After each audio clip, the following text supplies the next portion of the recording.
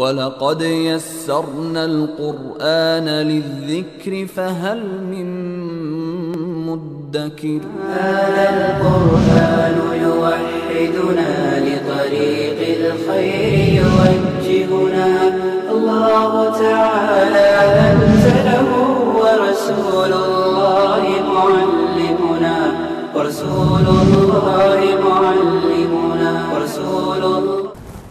نحمده ونصلي على رسوله الكريم اما بعد فاعوذ بالله من الشیطان الرجیم بسم اللہ الرحمن الرحیم۔ سورہ ہود کے چوتھے رکوع میں اللہ رب العزت نے حضرت نوح علیہ السلام کے بعد قوم عاد کا تذکرہ کیا، جن کی طرف حضرت ہود علیہ السلام کو نبی بنا کر بھیجا گیا، جن کے نام پر اس سورہ مبارکہ کا نام سورہ ہود رکھا گیا۔ یہاں مختلف انبیاء علیہ السلام کے واقعات ذکر کیے اور ارشاد فرمایا کہ ان میں سے ہر ایک نے اپنی قوم کو آ کے سمجھایا کہ وہ شرک کو ترک کر دیں،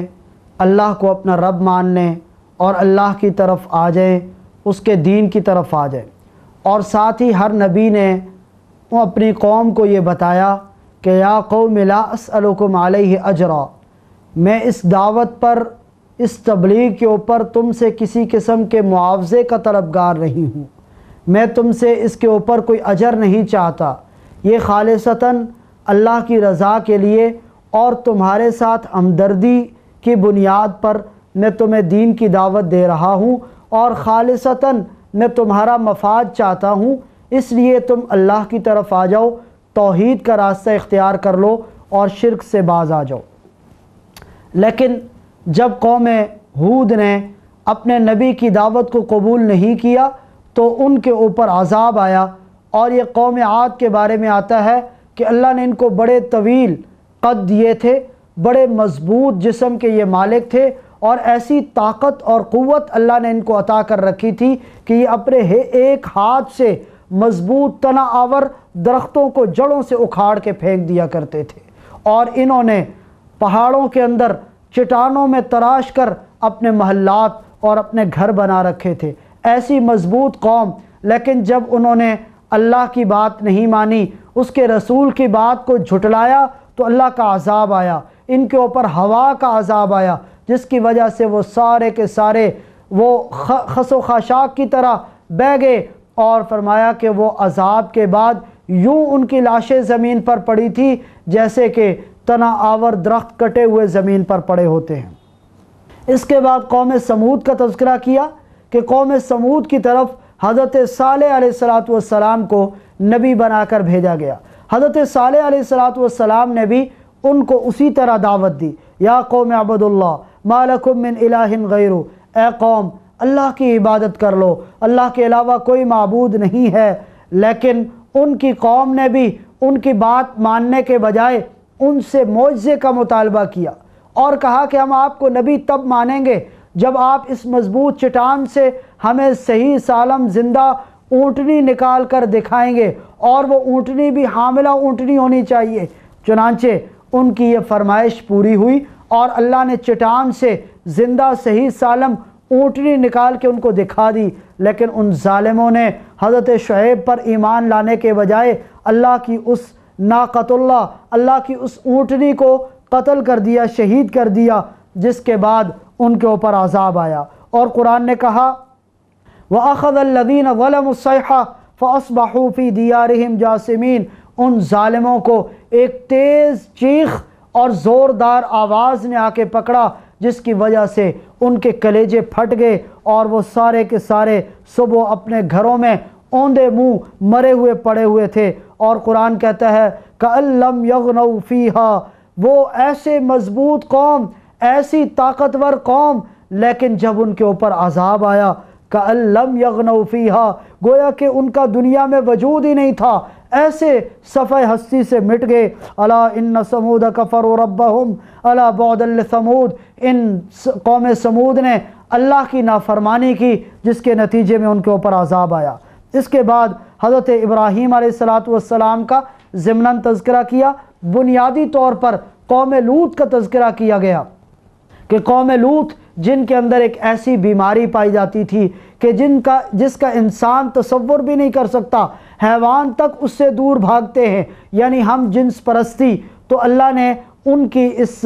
حرکت کی وجہ سے ان کے اوپر عذاب بھیجا، اور جب عذاب آیا تو قوم لوط کے بارے میں آتا ہے کہ فرشتوں نے ان کو اپنے پروں پر یوں اٹھایا اور آسمان کے قریب لے گئے، اور پھر وہاں سے جا کے نیچے پٹخ دیا زمین کے اوپر، اور پھر ان کے اوپر پتھروں کی بارش برسائی گئی، جس کی وجہ سے وہ پوری کی پوری قوم ہلاک ہو گئی۔ اس کے بعد قوم مدین یعنی حضرت شعیب علیہ السلام کی قوم کا تذکرہ کیا گیا کہ حضرت شعیب نے بھی اپنی قوم کو وہی دعوت دی، یا قوم اعبدوا اللہ، اے قوم اللہ کی عبادت کر لو، ما لکم من الہ غیرہ، اللہ کے علاوہ تمہارا کوئی معبود نہیں۔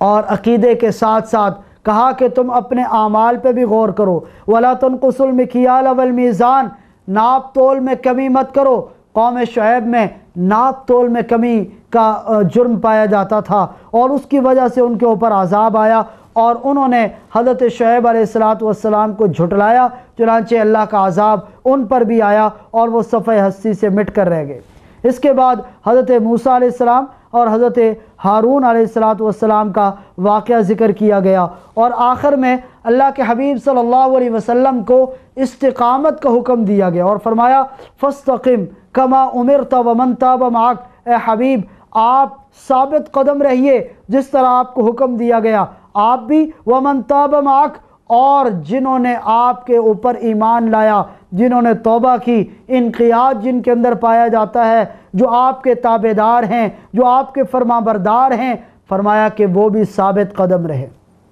اور وَلَا تَطْغَوْا، سرکشی مت کرو، إِنَّهُ بِمَا تَعْمَلُونَ بَصِيرٌ، بے شک اللہ تمہارے اعمال کو دیکھنے والا ہے۔ وَلَا تَرْكَنُوا إِلَى الَّذِينَ ظَلَمُوا، اور تم ظالموں کی طرف اپنا جھکاؤ مت رکھو، فَتَمَسَّكُمُ النَّارُ، اگر ایسا کرو گے تو جہنم کی آگ تمہیں پکڑ لے گی۔ وَمَا لَكُم مِّن دُونِ اللَّهِ مِّنْ أَوْلِيَاءَ، اگر ایسا ہو گیا تم اللہ کے عذاب میں گرفتار ہوگے تو اللہ کے علاوہ نہ تمہارا کوئی مددگار ہوگا اور نہ ہی تمہارا کوئی حمایتی ہوگا۔ ثُمَّ لَا تُنصَرُونَ، پھر تمہاری مدد ہرگز نہیں کی جائے گی۔ وَأَقِمِ الصَّلَاةَ طَرَفَيِ النَّهَارِ وَزُلَفًا مِّنَ اللَّيْلِ، اور نماز قائم کرو۔ إِنَّ الْحَسَنَاتِ يُذْهِبْنَ السَّيِّئَاتِ، نیکیوں کا اہتمام کرو، نیکیاں برائیوں کو مٹا دیتی ہیں۔ تو یہ سورہ مبارکہ میں یہ جو آیت ہے، نبی کریم صلی اللہ علیہ وسلم سے ایک مرتبہ صحابہ کرام نے آپ کی ریش مبارک میں کچھ سفید بال دیکھے،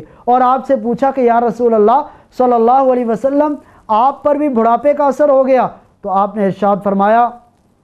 شیبتنی ہود و خواتہا، کہ مجھے سورہ ہود اور اس جیسی باقی صورتوں نے بوڑھا کر دیا۔ حضرات مفسرین نے لکھا ہے کہ آپ کا اشارہ اس آیت کی طرف ہے۔ حضرت ابن عباس رضی اللہ تعالیٰ عنہ ارشاد فرماتے ہیں کہ نبی کریم صلی اللہ علیہ وسلم نے ارشاد فرمایا کہ قرآن کریم کی اس آیت سے زیادہ سخت آیت میرے اوپر کوئی اور نازل نہیں ہوئی۔ تو استقامت یہ ایک ایسا مقام اور درجہ ہے کہ جو آپ صلی اللہ علیہ وسلم کے توسط سے تمام مومنین کو جس کا حکم دیا گیا۔ اور آخر میں ارشاد فرمایا وَلِلَّهِ غَيْبُ السَّمَاوَاتِ وَالْأَرْضِ وَإِلَيْهِ يُرْجَعُ الْأَمْرُ كُلُّهُ فَاعْبُدْهُ وَتَوَكَّلْ عَلَيْهِ وَمَا رَبُّكَ بِغَافِلٍ عَمَّا تَعْمَلُونَ، آسمان اور زمین کی غیب کا علم رکھنے والا صرف اللہ ہے، تمام امور اس اللہ کی طرف لوٹ کر جائیں گے، لہذا تم سب اس اللہ کی عبادت کرو اور اس رب کو راضی رکھو، اس کے اوپر بھروسہ کرو۔ وَمَا رَبُّكَ بِغَافِلٍ عَمَّا تَعْمَلُونَ، تم جو اعمال کرتے ہو وہ اللہ اس سے غافل نہیں ہے بلکہ اللہ اس کا علم رکھتے ہیں۔ اس کے بعد سورہ یوسف ہے۔ سورہ یوسف میں حضرت یوسف علیہ السلام کا واقعہ پورا تفصیل کے ساتھ بیان کیا گیا، اور قرآن کریم میں واقعات کے بارے میں اسلوب یہ ہے کہ مختلف انبیاء علیہ السلام کے واقعات کے ٹکڑے قرآن کریم میں جا بجا پھیلے ہوئے اور بکھرے ہوئے ہیں۔ جہاں پر بھی ضرورت پڑی کسی نصیحت یا کوئی بات سمجھانے کے لیے وہ قصہ اور واقعہ ذکر کر دیا، لیکن حضرت یوسف علیہ السلام کا یہ واحد واقعہ ہے جو شروع سے لے کر آخر تک ایک ہی مقام پر ذکر کیا، اور قرآن کریم نے اس کو احسن القصص کہا کہ یہ قصوں اور واقعات میں سے سب سے خوبصورت اور سب سے اچھا واقعہ ہے۔ سورہ یوسف میں جو واقعہ ذکر کیا گیا یہ حضرت یوسف علیہ السلام کا یہ واقعہ تو بہت مشہور ہے، مختصراً ہم اس کے کچھ حوالہ دیں گے اور پھر اس کے بعد سورہ یوسف سے جو ہمیں سبق ملتے ہیں یا جو ہدایات ملتی ہیں ان کا تذکرہ کیا جائے گا۔ حضرت یوسف علیہ السلام حضرت یعقوب علیہ السلام کے صاحبزادے تھے، آپ کے 12 بیٹے تھے، جن میں سے حضرت یوسف علیہ السلام اور ان کے بھائی بنیامین وہ ایک ماں سے تھے اور باقی جو بھائی تھے 10 وہ دوسری ماں سے تھے، اور ان حضرت یوسف علیہ السلام سے حضرت یعقوب علیہ السلام زیادہ محبت کرتے تھے۔ اس کی وجہ مفسرین نے یہ لکھی ہے چونکہ حضرت یوسف کو بعد میں نبوت ملنی تھی، حضرت یعقوب بھی اللہ کے نبی تھے، اس بنیاد پر ان کو پہلے سے معلوم ہو گیا تھا کہ حضرت یوسف علیہ السلام اللہ کے نبی بنیں گے، اس لیے ان سے زیادہ محبت تھی۔ اور بعد نے کہا کہ سب سے چھوٹے بیٹے تھے اور انسان کی فطرت ہے کہ وہ چھوٹے بیٹے سے زیادہ محبت کرتا ہے۔ حضرت حسن رضی اللہ تعالیٰ عنہ کی بیٹی سے کسی نے پوچھا کہ آپ کو اپنی اولاد میں سے سب سے زیادہ کس سے محبت ہے؟ تو انہوں نے عجیب جملہ ارشاد فرمایا کہ سب سے چھوٹے سے جب تک کہ وہ بڑا نہ ہو جائے، بیمار سے جب تک کہ وہ شفا یاب نہ ہو جائے، اور غائب سے جب تک کہ وہ حاضر نہ ہو جائے۔ تو یہ انسان کی فطرت ہے، چنانچہ حضرت یعقوب علیہ السلام ان سے زیادہ محبت کرتے تھے۔ باقی بھائیوں سے یہ برداشت نہ ہوا اور حسد میں آ کر انہوں نے حضرت یوسف علیہ السلام کو راستے سے ہٹانے کی پلاننگ کی۔ چنانچہ انہوں نے آپس میں مشورہ یہ کیا کہ حضرت یوسف علیہ السلام کو قتل کر دیا جائے۔ تو جو ان کے بڑے بھائی تھے انہوں نے کہا کہ قتل مت کرو، بلکہ ان کو ایک ویران کنویں میں پھینک دو تاکہ کوئی قافلہ آئے اور ان کو لے جائے، اور ہم اپنے والد کے سامنے بھی پاک صاف ہو جائیں گے اور ہمارا جو مقصد تھا وہ بھی حاصل ہو جائے گا۔ چنانچہ حضرت یوسف علیہ السلام کو ایک کنویں میں پھینک دیا گیا کنعان میں، اور پھر ایک مصر کا قافلہ آیا، اس نے ان کو وہاں سے نکالا اور مصر میں جا کر چند دراہم کے عوض، قرآن نے کہا وَشَرَوْهُ بِثَمَنٍ بَخْسٍ دَرَاهِمَ مَعْدُودَةٍ، چند دراہم کے عوض ان کو مصر میں بیچ دیا۔ اور پھر چونکہ اللہ نے ان کو عجیب حسن عطا کر رکھا تھا، ایسی خوبصورتی کہ جو کائنات میں کسی اور کو عطا نہیں کی گئی تھی، چنانچہ دوسری مرتبہ ان کی مصر کے بازار میں بولی لگی، اور مصر کا جو وزیر خزانہ تھا اس نے حضرت یوسف علیہ السلام کو خرید لیا، اور وہ وزیر خزانہ کے گھر میں رہنا شروع ہوئے۔ جب بڑے ہوئے، جوان ہوئے، تو اسی وزیر خزانہ کی بیوی نے ان کے اوپر تہمت لگائی، اور اللہ رب العزت نے یہاں پر ان کو اپنے خاص فضل و کرم سے گناہ سے محفوظ رکھا، اور عزیز مصر نے اپنی بدنامی سے بچنے کے لیے ان کو جیل میں ڈال دیا۔ چنانچہ جب وہ جیل میں گئے تو وہاں پر ان سے جیل کے قیدیوں نے اپنی خواب کی تعبیر پوچھی۔ ایک نے کہا کہ میں نے خواب میں دیکھا انی ارانی آصر خمرہ، کہ میں شراب نچوڑ رہا ہوں، انگور نچوڑ رہا ہوں۔ وقال الآخر، اور دوسرے نے کہا انی ارانی احمل فوق رأسی خبزا، میں نے دیکھا کہ میں نے اپنے سر پر روٹیاں اٹھا رکھی ہیں، تاکل الطیر منہ، کہ جس سے پرندے کھا رہے ہیں۔ تو چنانچہ نبئنا بتأویلی، آپ ہمیں اس کی تعبیر بتائیں۔ حضرت یوسف علیہ السلام کو اللہ نے خواب کی تعبیر کا خاص علم عطا کر رکھا تھا۔ انہوں نے ان کو تعبیر بتانے سے قبل توحید کی دعوت دی، ایمان کی دعوت دی، اور پھر اس کے بعد ان کو تعبیر بتائی کہ ان میں سے ایک کو پھانسی ہو جائے گی، اور دوسرے کو فرمایا کہ تم واپس جاؤ گے اور بادشاہ کی خدمت کرو گے، لیکن جب بادشاہ کے دربار میں جاؤ تو اس کے سامنے میرا بھی تذکرہ کرنا کہ جیل میں ایک بے گناہ شخص پڑا ہوا ہے۔ جب وہ آزاد ہو کے چلا گیا تو اسے بھول گیا حضرت یوسف علیہ السلام کا تذکرہ کرنا۔ چنانچہ اس ملک کے بادشاہ نے ایک خواب دیکھا، اور اس نے اپنے درباریوں کے سامنے وہ خواب بیان کیا اور کہا انی ارا سبع بقرات سمان یأکلہن سبع عجاف، کہ میں نے دیکھا کہ 7 موٹی تازی گائے ہیں جن کو 7 دبلی پتلی گائے کھا رہی ہیں، وسبع سنبلات خضر، اور 7 سرسبز و شاداب بالیاں ہیں، کومپلے ہیں، اور وَأُخَرَ يَابِسَاتٍ اور 7 خشک بالیاں ہیں، تو مجھے اس کی تعبیر بتائی جائے۔ اس کے درباریوں میں سے کوئی بھی یہ تعبیر نہ بتا سکا۔ تو اس شخص کو یاد آیا کہ جیل میں ہمارا ایک ساتھی تھا جو تعبیر کا فن رکھتا تھا، چنانچہ اس سے بادشاہ سے بات کر کے حضرت یوسف علیہ السلام سے اس خواب کی تعبیر پوچھی۔ حضرت یوسف علیہ السلام نے نہ صرف خواب کی تعبیر بلکہ اس کی تدبیر بھی بتا دی۔ فرمایا کہ تمہارے ملک کے اوپر 7 سال فراوانی ہوگی، ہر قسم کا پھل، اناج اور سب چیزیں اللہ تمہیں عطا کرے گا، اور پھر 7 سال قحط کے ہوں گے، اور ان 7 سالوں میں تم نے اپنے غلے کو، اپنے اناج کو اس طرح مینیج کرنا ہے تاکہ تمہیں پریشانی کا سامنا نہ کرنا پڑے۔ بادشاہ نے ان کی رہائی کا پروانہ جاری کیا۔ رہا ہونے سے قبل حضرت یوسف نے فرمایا کہ جب تک میری صفائی بیان نہیں ہو جاتی، میں کلیئر نہیں ہو جاتا، میں جیل سے باہر قدم نہیں رکھوں گا۔ چنانچہ عزیز مصر کی بیوی نے اس وقت اس بات کا اظہار کیا اور کہا کہ قلنا حاش للہ ما علمنا علیہ من سوء، کہ میں نے اللہ کی قسم ان کے اندر ذرہ برابر بھی کوئی برائی نہیں دیکھی، یہ سچے ہیں اور میں جھوٹی ہوں۔ چنانچہ حضرت یوسف علیہ السلام کی برات ظاہر ہو گئی اور وہ جیل سے واپس تشریف لائے۔ بادشاہ نے تعبیر بتانے پر ان کو اپنے ملک کا وزیر خزانہ بنا دیا۔ چنانچہ حضرت یوسف علیہ السلام نے ایسی تدبیر کے ساتھ اس ملک کے اندر اناج اور غلے کو مینیج کیا کہ جب قحط کے سال آئے تو دور دراز سے لوگ وہاں پر غلہ لینے کے لیے آتے۔ اسی دوران حضرت یوسف علیہ السلام کے یہ بھائی بھی آئے، آپ نے ان کو غلہ دیا اور فرمایا کہ اب اگلی دفعہ جب آؤ تو اپنے بھائی بنیامین کو بھی لے کر آنا۔ وہ دوبارہ آئے، حضرت یوسف علیہ السلام نے اپنے بھائی بنیامین کو اپنے پاس روک لیا اور پھر ان کے اوپر یہ راز واضح کیا کہ میں تمہارا بھائی یوسف ہوں۔ ان کے وہم و گمان میں بھی نہیں تھا کہ جس کو ہم نے ویران کنویں میں پھینک دیا وہ مصر کے سب سے بڑے منصب یعنی وزارت خزانہ پر فائز ہوگا اور اس کے بعد وہ بادشاہت کے منصب کے اوپر فائز ہوگا۔ تو حضرت یوسف علیہ السلام نے یوں اپنے والدین کو بھی منگوایا اور وہاں جب جمع ہوئے تو یہ ان کے بھائی ان کے سامنے سجدہ ریز ہو گئے۔ تو حضرت یوسف علیہ السلام نے فرمایا کہ یہ میری خواب کی تعبیر ہے جو سب سے پہلے میں نے دیکھی تھی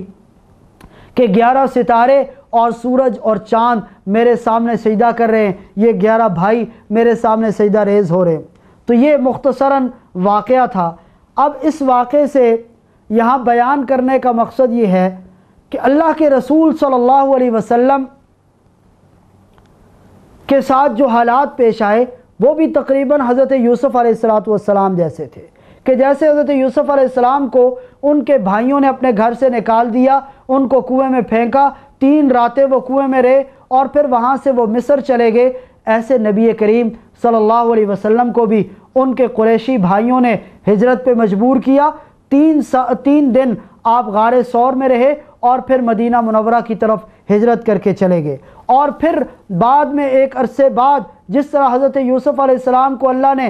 مصر کی بادشاہت عطا کی تھی، ایسے نبی کریم صلی اللہ علیہ وسلم کو بھی مدینہ کی ریاست کا سب سے پہلا بادشاہ اور حکمران بنایا، اور آپ فاتح کی حیثیت سے مکہ مکرمہ میں داخل ہوئے اور مکہ مکرمہ کو فتح کیا، اور وہی لوگ جنہوں نے آپ صلی اللہ علیہ وسلم کو ہجرت پہ مجبور کیا تھا وہ آپ کے سامنے سر تسلیم خم کرنے پر مجبور ہوئے اور آپ سے معافی مانگنے پر مجبور ہوئے۔ اسے آپ حسن اتفاق کہیے یا باقاعدہ کہ نبی کریم صلی اللہ علیہ وسلم نے اس موقع پر وہی کلمات ارشاد فرمایا کہ آج میں تم سے وہی کہتا ہوں جو میرے بھائی یوسف نے کہا تھا، لا تثریب علیکم اليوم، کہ آج تمہارے اوپر کوئی پکڑ نہیں ہوگی اور جاؤ میں تمہیں معاف کرتا ہوں۔ تو اس سورہ مبارکہ کو یہاں ذکر کرنے کا اور اس واقعے کو ذکر کرنے کا مقصد یہ ہے کہ آپ صلی اللہ علیہ وسلم کو بھی اللہ نے اسی طرح عروج عطا کیا، اسی طرح کامیابی عطا کی، اسی طرح فتوحات عطا کی جس طرح حضرت یوسف علیہ السلام کو عطا کی گئی تھی۔ دوسرا اس سے یہ سبق اور درس ملتا ہے کہ بسا اوقات انسان کے اوپر جو حالات آتے ہیں، جو تکلیفیں، مصیبتیں اور پریشانیاں آتی ہیں، وہ انسان کو کامیابی کی طرف لے جانے کا سبب بنتی ہے۔ لیکن چونکہ انسان جلد باز ہے، وہ سمجھ نہیں پاتا کہ اللہ اس کو کیسے مصائب اور مشکلات میں ڈالنے کے بعد خوشیاں عطا کرنا چاہتے۔ اللہ کا قانون ہے ان مع العسر یسرا، ہر مشکل کے ساتھ آسانی آتی ہے۔ حضرت یوسف علیہ السلام پر یہ حالات آئے، لیکن اس کے بعد کیسی خوشیاں، کیسی آسانیاں اللہ نے ان کو عطا کی۔ انسان پر یہ ہے کہ وہ استقامت کے ساتھ اپنے اس معاملے کے اوپر، اپنے دین کے اوپر قائم رہے اور اس کے پاؤں کے اندر ذرہ برابر بھی لغزش نہ آئے تو اللہ اس کو کامیابیوں سے نوازتے۔ تیسرا درس یہ ملتا ہے کہ حسد ایک اتنی بری بیماری ہے کہ جو بھائیوں کو بھی نہیں معاف کرتی۔ بھائیوں نے اپنے بھائی کو گویا قتل کرنے کے منصوبے بنائے۔ اس لیے سبق اور درس یہ دیا گیا کہ حسد جیسی بیماری سے اہل ایمان کو اپنے قلوب کو پاک رکھنا چاہیے۔ اور پھر یہاں پر یہ درس دیا گیا کہ حضرت یوسف علیہ السلام نے جیل میں جانے کے لیے کہا تھا، رب السجن احب الی مما یدعوننی الی، کہ اے رب مجھے جیل زیادہ پسند ہے اس گناہ اور جرم سے جس کی طرف یہ مجھے بلا رہے ہیں۔ تو فرمایا کہ اگر کہیں انسان کے سامنے دو آپشن آئیں، ایک طرف گناہ کا آپشن اور ایک طرف کہیں مشقت میں پڑنے کا آپشن، تو انسان کو مشقت اختیار کر لینی چاہیے، لیکن اللہ کی نافرمانی نہیں کرنی چاہیے، گناہ کا ارتکاب نہیں کرنا چاہیے۔ پانچواں درس ہمیں یہ ملتا ہے کہ حضرت یوسف علیہ السلام نے جیل میں ان قیدیوں کو تعبیر بتانے سے پہلے دعوت اور تبلیغ کا کام کیا، لہٰذا اہل ایمان کو درس دیا گیا کہ وہ ہر کام کرنے سے پہلے جو ان کا بنیادی فریضہ ہے، جو ان کا بنیادی مقصد ہے، یعنی دعوت و تبلیغ کا کام، اس کو فراموش نہ کریں بلکہ ہر حال میں اس کو جاری رکھیں۔ اور اگلا درس یہ ملتا ہے حضرت یوسف علیہ السلام نے اپنی مکمل برات سے قبل جیل سے باہر قدم رکھنا گوارا نہیں کیا، چنانچہ دینداروں کو، اہل ایمان کو اور مومنین کو اپنا کریکٹر بالکل صاف رکھنے کا درس دیا گیا اور کہا گیا کہ اگر کہیں غلط فہمی میں ان کے اوپر کوئی دھبا لگ جائے، کوئی الزام لگ جائے، تو وہ اپنے اس الزام کو صاف کیے بغیر اور اس دھبے کو دھوئے بغیر معاشرے کے اندر گھلے ملے نہیں، بلکہ سب سے پہلے وہ اپنی ذات کی برات کا اظہار کریں۔